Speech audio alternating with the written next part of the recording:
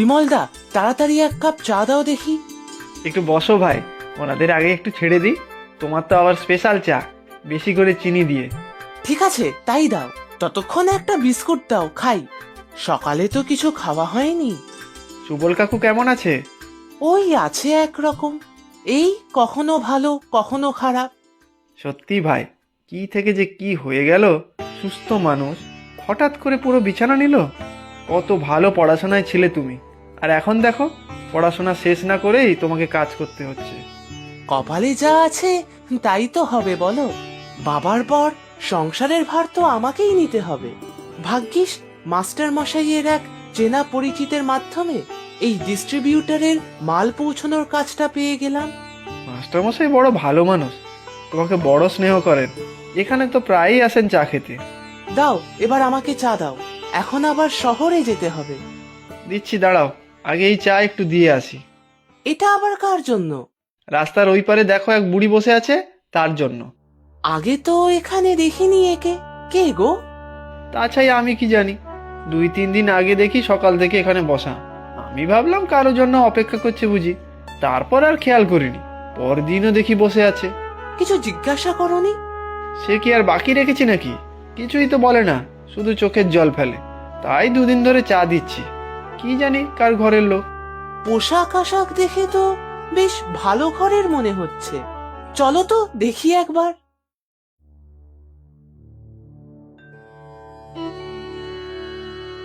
ও বুড়িমা, এই নাও, একটু চা খাও দেখি। ও বুড়িমা, কার জন্য অপেক্ষা করছো? কোথাও যাবে? ও বুড়িমা, আর কিছু খাবে? কি গো? কিছুই তো বলছে না। সেটাই তো বললাম তোমাকে, আমিও অনেক চেষ্টা করেছি, শুধু ফ্যাল ফ্যাল করে তাকিয়ে থাকে। কিন্তু একজন বয়স্ক মানুষ এইভাবে রাস্তায় বসে থাকবে? কিছু তো করতে হবে। পুলিশে খবর দিলে হয় না? হয়তো উনি হারিয়ে গেছেন, বাড়ির লোকজন খুঁজছে। ওরে বাবা, এসব পুলিশি হাঙ্গামায় আমি নেই। ছোটখাটো ব্যবসা করে পেট চালাই, তারপর দেখবো পুলিশের জেরায় আমার ব্যবসা লাটে উঠেছে। কিন্তু এইভাবে? ভালো কথা বলছি শোনো, তুমিও এইসবে নিজেকে জড়িও না। পুলিশ ছুলে 36 ঘা, শুনেছো তো? চলো দেখি এখন, তোমাকে চা দিই। হ্যাঁ চলো, আমাকেও আবার যেতে হবে। স্যার, আসবো? আরে সুজয়, আয় ভেতরে আয়। তোর কথাই ভাবছিলাম। এই দেখ, তোর জন্য বেশ কটা বই জোগাড় করেছি। আপনার অনেক উপকার স্যার আমার ওপরে। এর মধ্যে আবার উপকারের কি দেখলি রে? তোর মতো একটা মেধাবী ছাত্র পরিস্থিতির চাপে পড়ে পড়াশুনো ছেড়ে দিল। একটু যদি সাহায্য করতে পারি, সেই চেষ্টাই করি। খুব ইচ্ছা ছিল স্যার পুলিশ হব, কিন্তু ইচ্ছা ছিল কেন বলছিস? ভালো করে পড়াশুনো কর, আমি যতটুকু পারি সাহায্য করব। তোরাই তো দেশের ভবিষ্যৎ, তোরা পিছিয়ে গেলে চলবে কেন? আপনার কাছে আজ আমি একটা অন্য দরকারে এসেছি। হ্যাঁ, বল না। বাজারের কাছে বিমলদার চায়ের দোকানের উল্টো দিকে একজন বৃদ্ধা 2-3 দিন ধরে রাস্তায় বসে আছেন। দেখে মনে হয় ভালো ঘরের। হারিয়ে গেছে নাকি বুঝতে পারছি না। অনেক কিছু জিজ্ঞাসা করেছি, কোনো উত্তর দিচ্ছে না। পুলিশে খবর দিয়েছিস? সেই জন্যেই তো আসলাম স্যার। আমার সাথে একটু থানায় যাবেন? সবটা বুঝিয়ে বলতে পারলে উনি হয়তো বাড়ি ফিরে যেতে পারবেন। ঠিক আছে, চল থানায়। থানার বড়বাবু ভালো মানুষ, একটা না একটা ব্যবস্থা ঠিক হবে। বলুন স্যার, আপনার জন্য কি করতে পারি? একটা বিশেষ দরকারে এসেছি স্যার। এ হলো সুজয়, আমার ছাত্র, খুব ভালো ছেলে। কি হয়েছে? কিছু চুরি গেছে নাকি অন্য কোনো সমস্যা? আসলে একটা সাহায্য চাইতে এসেছি। একজন বৃদ্ধা মানুষ রাস্তায় একা একা পড়ে আছেন, নাম ধাম কিছুই বলছেন না।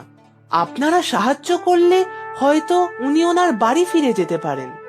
খবরটা আমিও পেয়েছি। আমি আজ নিজেই যেতাম ব্যাপারটা দেখতে। আপনারা এসে ভালোই হয়েছে। চলুন একসাথেই যাওয়া যাক।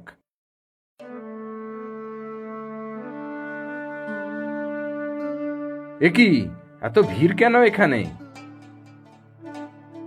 নমস্কার দারোগা বাবু। নমস্কার মাস্টার মশাই। কি হয়েছে এখানে বিমলদা? আর বলো না ভাই, সেই বুড়িমার কোনো হুঁশ নেই। আমি রোজ একটু খোঁজ খবর করি, চা বিস্কুট দেই। আজ সকালে দেখি বুড়িমা চোখ বুজে পড়ে আছে, কোনো সাড়া শব্দ নেই। চলো দেখি, আর এখানে সময় নষ্ট করে লাভ নেই।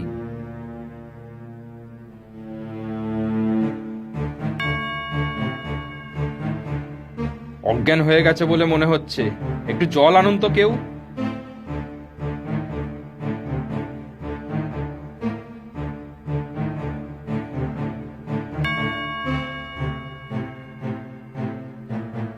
এই তো বুড়িমার জ্ঞান ফিরেছে। ও ভগবান রক্ষা করেছেন। ওনাকে আগে এখান থেকে সরাতে হবে, কিন্তু কোথায় নিয়ে যাওয়া যায়? থানায় তো ওনাকে রাখা যাবে না। আমার বাড়ি তো কাছেই, যদি ওনাকে ওখানে নিয়ে যাই। আপাতত ওটাই ভালো হবে, তারপর আমি ব্যবস্থা করছি। আমি ওনাকে গাড়িতে বসাচ্ছি।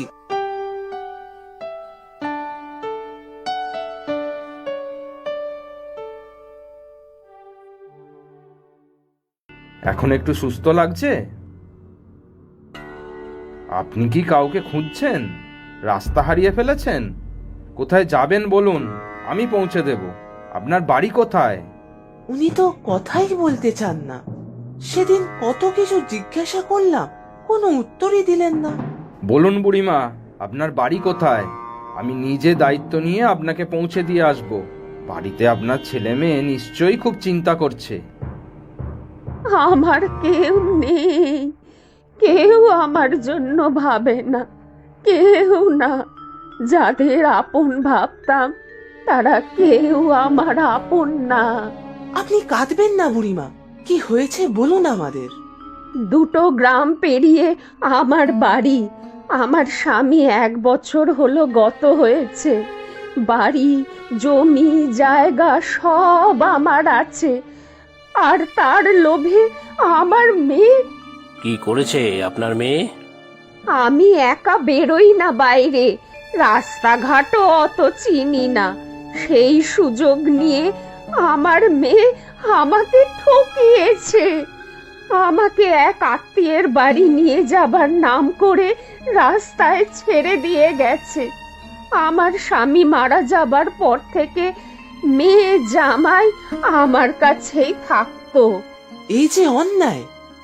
আমার নিজের পেটের মেয়ে আমার সাথে এই রকম করলো। আমি সেই থেকে রাস্তায় বসে আছি, কিছুই চিনি না, কিছুই জানি না।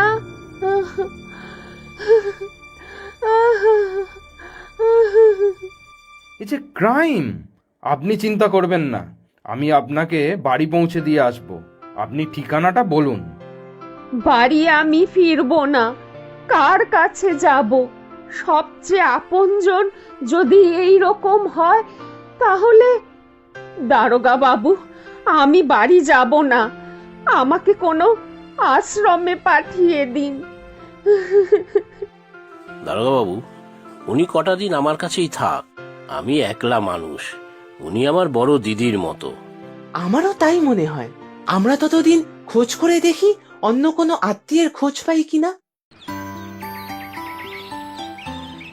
তাড়াতাড়ি খেয়ে নাও তো দেখি বুড়িমা, ভালো করে না খেলে সুস্থ হবে কি করে?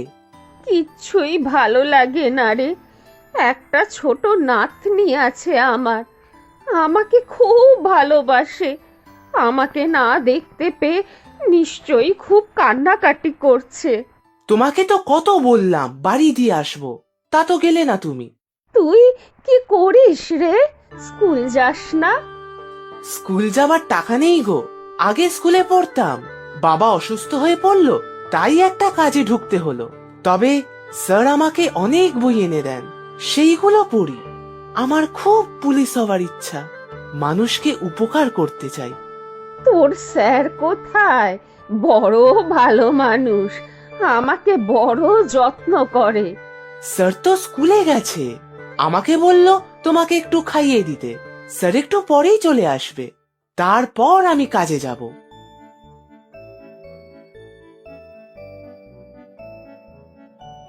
আচ্ছা, একে আপনারা কোথাও দেখেছেন?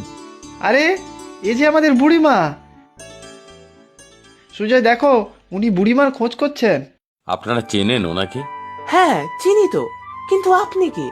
আমি অসি, উনি উমারানী, আমার দিদি। আপনি কি করে জানলেন যে বুড়িমা এখানে আছে? সে অনেক কথা, সব বলবো।